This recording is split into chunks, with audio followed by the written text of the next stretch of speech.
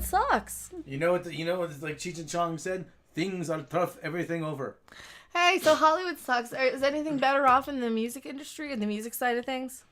Yes. Yes. Hey, it's the end of Scooter Braun. There you go. Good. You know what? Good riddance. Good riddance. So who is Scooter Braun? Explain who he is to us. Scooter Braun is a management person who manages the careers of and the affairs of several high-profile music type people. I won't call them musicians. Ariana Grande, Demi LoVato, Justin. Pop singers.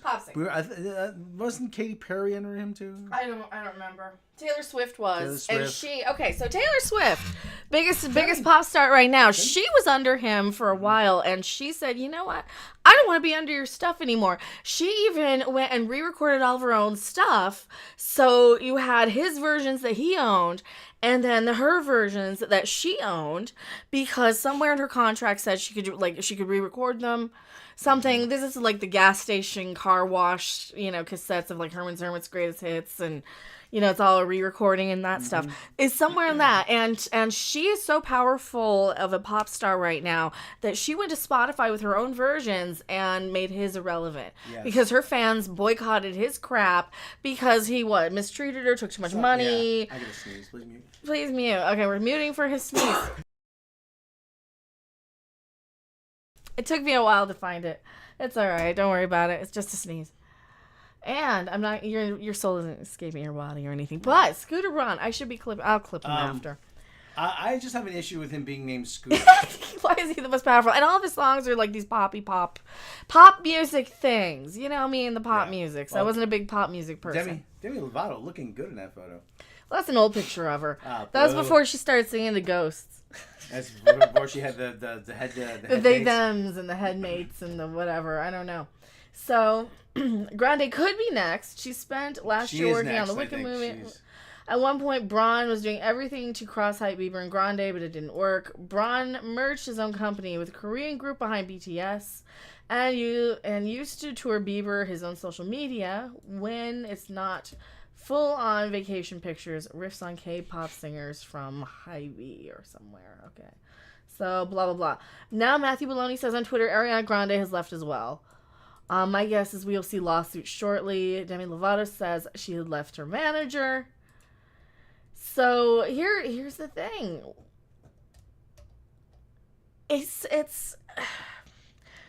we don't like it when like because of all the old Hollywood or old rock and roll stories like about Badfinger or how many of these bands we just got so screwed out by their management, by the record labels, by all this crap. Yeah. For people who don't know, Badfinger, they signed.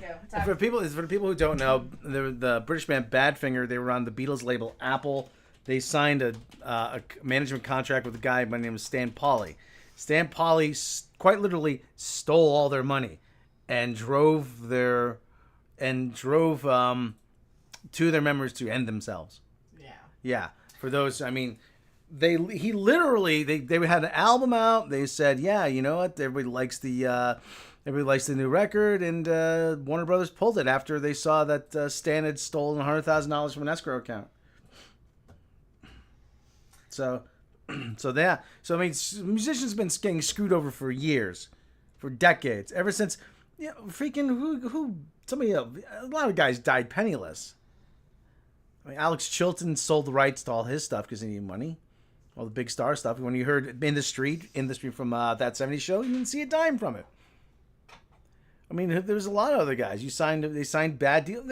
They're 18, 19, 20 years old. Hey kid, you want to make records? Oh, geez, I gotta think about it. Yeah, what's to think about? What, you want to paint houses or you want to make records? Gee, right? That's the dream. That's it. That's the dream. That's it. I mean, that's essentially what happens. I mean, then you and freaking management and listen. Royalties have not changed, even with streaming, okay? They're probably worse, right? You used to get 3 cents per song. 3 cents. So you'd have to sell a million records just to make $3,000. I think, who was it? LA Guns or somebody had sued Apple for royalties or somebody? Was that one of them? Did you hear about that one? Yeah, I think I heard that. And because even on streaming, like these streamers would hold royalties from a lot of these musicians and stuff. See, here's the thing. We gotta talk music. This is when Dave Grohl was on Howard Stern one time, and he was playing. Okay, he was playing with Foo Fighters, and they asked him about Napster. Okay, and I won't forget this quote. Howard asked him, "So Dave, what do you think about Napster? I mean, what do you think? It's just getting screwed out a lot of money." He goes, "I don't care about Napster. I don't make any money from record sales. I make my money touring." And that's the long and short of it. Because you always had to read between the lines for the copyright holder, for the license holder. The license holder, copyright holder is the record label or the publisher. It's Warner Brothers. It's EMG. No, BMI, Bertelsmann. It's EMI. It's Vivendi Universal. I mean, the very few guys own their own material. And Scooter Braun is another one. I mean, he's just exploiting a lot of people. And I'm like, yeah, but screw him, okay? I would like... David Bowie actually said years ago, he said, you know what? Musicians are going to have to become totally independent of the record labels. We need to see past them. And hopefully technology will allow that. I don't think we're quite there yet because the marketing arms don't exist for someone to do a lot of self-promotion. So, yeah, and you do still have some of the big acts. You have the Foo Fighters, you have the U2s, you have the Springsteens that do well on labels. But there's a lot of... Listen, and the other part of this too is... In order to make it a lot of money in the music industry, you have to be one of those upper echelon guys. The mid-level act doesn't exist anymore. The Dave Edmunds, the Ramones, Cheap Trick. I mean, those guys. That guy's still around. Those guys are still around. You know, Nick Lowe. Here's a name I always pull out. Donnie Iris was one of those guys.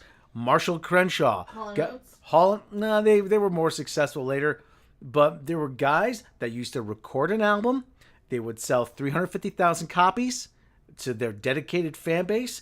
They would play 100 club shows a year and maybe get an opening slot on a tour with like Blue Oyster Cult or somebody else like that, you know? Or, ZZ Top. That doesn't exist anymore. And a lot of those clubs don't exist. You used to go around city to city. There used to be like sometimes 2, 3, 4 of those clubs in the city. You could play 3 dates probably, and you used to be able to play 3 dates in Atlanta. In a place like Atlanta, a place like Washington D.C. You'd play New York. You could just do 5, 6 dates in clubs around New York years ago. You had the Knitting Factory. You had Max's Kansas City. You had CBGB. I mean, you had, there was another one. What was another big one? There was another big one. Mexicans, I can't remember off the top of my head. The Mercer Arts Center was another big one. The Dolls used to play there all the time. Was it like about the size of the Ogden or something? Nah, smaller. Okay. But, it's like the Bluebird. Yeah, it was a pretty small place. Yeah, it's like the Bluebird. But a lot of those places, I mean, for God's sake, CBGB is an art gallery right now. I mean, yeah, like I said, the times have changed, and it hasn't been for the better. Okay, so I'm done. Well, now you get a lot of these kind of lower, like Bass Drum of Death. We saw them open for the Lemonheads. Mm-hmm. So you get like that type of band. They're playing like little bars though now instead of like the club, because those are the type of bands that you would have heard on like the alternative radio stations in the 90s. Now they're getting, like 30,000 hits on YouTube, maybe, or 8,000 hits on YouTube. Maybe 8,000 hits on YouTube. And they're getting like in a Spotify playlist somewhere. Let me take a look at the Bass Drum of Death. Let me see. Yeah. Hold on. Let me just see for reference. Yeah. So that's what's going on a lot of that music industry stuff. So Bass Drum of Death.